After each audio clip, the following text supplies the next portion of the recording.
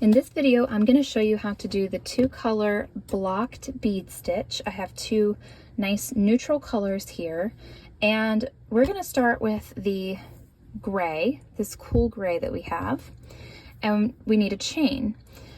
To do the blocked or the boxed bead stitch, you need a multiple of 3 stitches plus 1. So I'm going to chain 25, which is 24 plus 1, so 24 would be a multiple of 3. And this just goes along with a project that I actually want to do, so you don't need to make it quite this wide, but I'm going to chain 25 with my first color. Okay, so here's our chain of 25. And to start row 1, we are going to be doing single crochets and extended single crochets. You could honestly give yourself a start with this stitch by just doing a row of single crochet, but we're going to learn how to do the extended single crochet in this row as well. And if you want to start the pattern right away, this is how you would do it. Skip the first chain from the hook and single crochet into the second chain of the hook.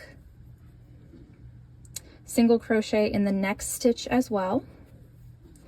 And then in the stitch after that, we are going to do an extended single crochet, which is pulling the yarn through, basically chaining a stitch, doing a yarn over and pulling it through again, and then yarn over and pull it through both of the loops. So it looks like this. Okay, so we do 2 single crochets and then 1 extended single crochet. This is the pattern that you're going to keep up across the entire chain. So here it is again, 2 singles and then 1 extended single crochet. And finish off the chain this way. You should end with an extended single crochet in the very last stitch.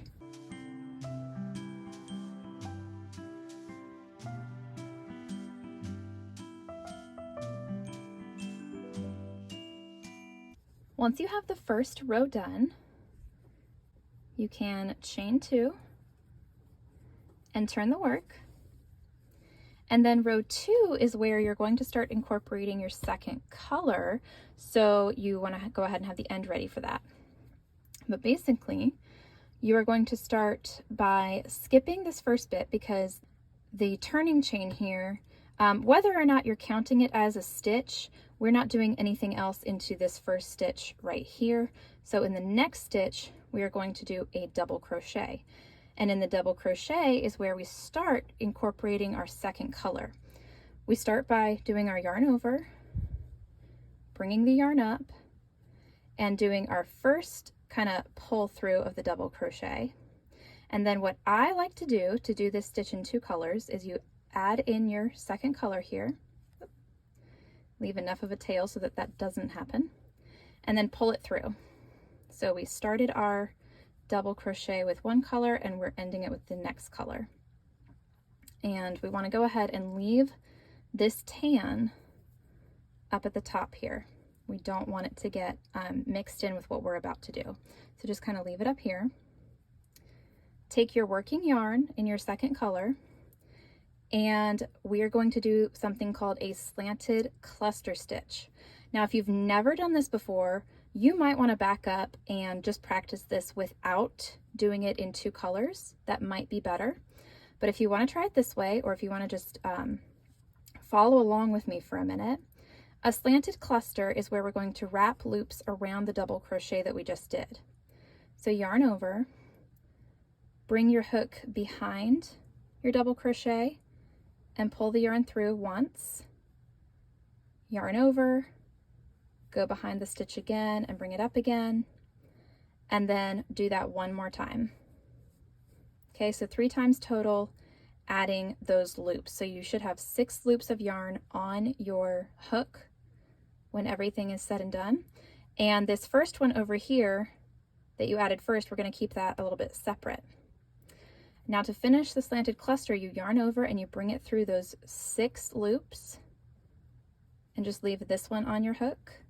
So you have 2 loops, and then yarn over and finish those last 2 loops, and that gives you your slanted cluster. Okay?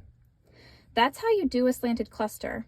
Now, I want to show you that instead of yarning over and finishing it with the gray, we're going to add one more thing in here, and we're going to switch back to our first color. So once you practice and you know how to do a slanted cluster, stop at this point, yarn over with the first color and bring it through. And then just leave your gray down here and kind of the back to the work trim in it. Okay, so now we have a slanted cluster that is in gray, but when we're all done with it, we're back to our first color, which is tan. The other part of doing a boxed bead stitch is doing another extended single crochet after this. So we did our bead here. We're going to skip a stitch because the cluster takes up so much space. And then in the next stitch after that, we're going to do an extended single crochet. Once you have your extended single crochet, you can already kind of see how this pattern is going to go. We are going to now start our repeat again with a double crochet stitch. So this is starting our whole next section of the pattern. And we do our double crochet stitch in the very next stitch. So start it in the gray. And then we're going to finish it, or start it with the tan, and we're going to finish it with the gray. And that leaves a little slant over on this side. So this version does have a back and a front to the work for sure. But you can play around with if you want to try to hide this some other way. Okay, but getting back to our pattern, now we're going to do our slanted cluster stitch, leaving our first color up here.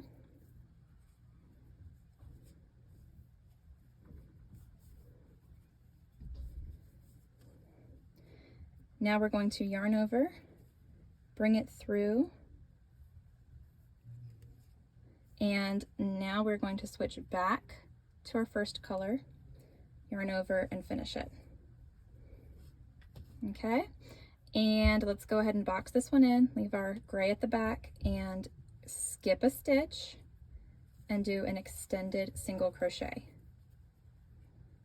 Okay.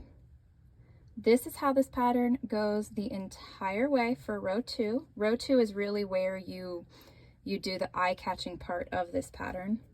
And you're going to keep doing this all the way across the row. And in the very end of the row, you're going to be doing your last extended single crochet again.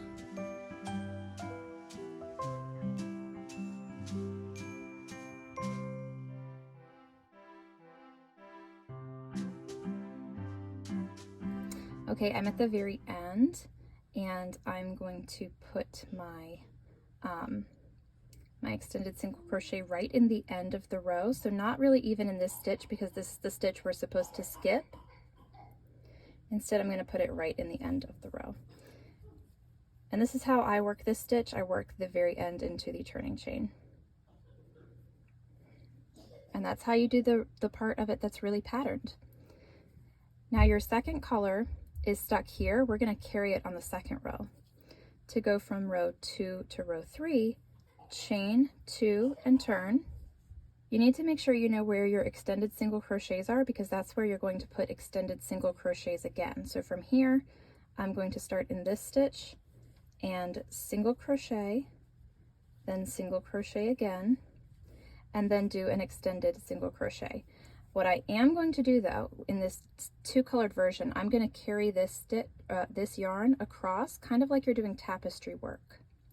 So in this 3rd stitch, after you do 2 single crochets, you're going to do an extended single crochet here, and I'm just going to do it around that second color. Okay, so on the other side, your extended single crochets should line up, even though they don't look the same from the front or the back. Okay, so single crochet, and then extended single crochet. And again, single crochet, and extended single crochet. And all you're doing is working around your second color so that when you get to the end of the row and the next row, you'll have it there ready for you. Because otherwise you're just going to be using a lot of different pieces of the same colored yarn, so we might as well carry it. So just keep this pattern up until the end of the row, and it should be pretty easy since it's very much the same as row 1. You just need to make sure that your extended single crochets are going in the right place.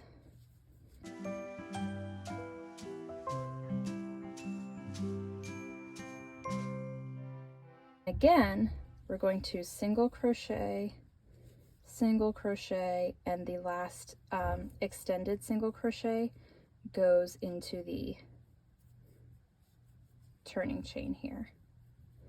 Okay, so that is row 3. To continue this pattern, all you're going to do is keep alternating rows 2 and 3. And so again, let me get a little bit more yarn out of the way here just so I can finish showing you. Chain 2, returning, and we're going to start here again with a double crochet, and we're going to switch our colors at the end of that double crochet, so you have yarn that goes from here to here at the back. And then you go right into doing your slanted cluster stitch.